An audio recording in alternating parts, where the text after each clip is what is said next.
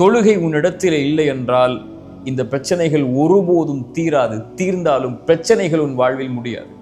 وَمَنْ أَعْرَضَ عَنْ ذِكْرِي, யார் என் நினைவை விட்டு புறக்கணித்து வாழ்வாரோ, இறைவனுடைய நினைவில் மேலானது தொழுகை, யார் அதை புறக்கணித்து வாழ்வாரோ فَإِنَّ لَهُ مَعِيشَةً ضَنْكًا, அவருக்கு நெருக்கடியான வாழ்வை தான் இறைவன் கொடுப்பான்.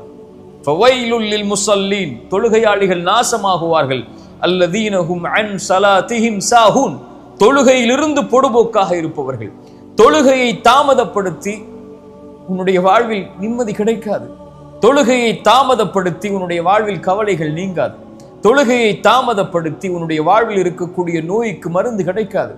தொழுகையை தாமதப்படுத்தி உன் குடும்ப உறவிலோ உன் வாழ்விலோ இருக்கக்கூடிய பிரச்சனைகளை ஒருபோதும் நீக்க முடியாது. தொழுகை வெளிச்சம். தொழுகையை சீர்படுத்தினால் எல்லாம் சீராகும். இறைத்தூதர் ஸல்லல்லாஹு அலைஹி வஸல்லம் சொன்னார்கள், மறுமையில் ஒரு அடியானிடத்திலே இறைவன் விசாரிக்கக்கூடிய முதல் விசாரணை யாகி யஃப்தி, முதல் விசாரணை தொழுகையை குறித்து தான். ஃபஇன் ஸலஹத், அது சரியாக இருந்தால் அவன் வெற்றி பெறுவான், அவனுக்கு வெளிச்சம் கிடைக்கும், அவன் வெற்றி பெறுவான். யாருக்கு அது சரியில்லையோ அவன் நாசமடைவான், நஷ்டமடைவான்.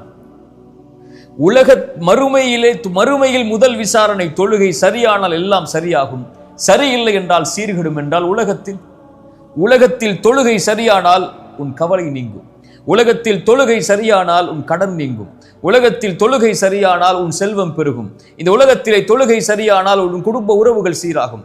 தொழுகை சரியானால் ஹலாலில் இருப்பார். தொழுகை சரியானால் மானக்கேடான செயல்களின் பக்கம் நெருங்க மாட்டாய். பாவங்களிலிருந்து விலக்கி இருப்பாய். வாழ்வு முழுக்க இறை நினைவில். அந்த இறை நினைவு, இந்த தொழுகை உன்னுடைய வாழ்வில் இருக்கக்கூடிய கவலையை நீக்கும்.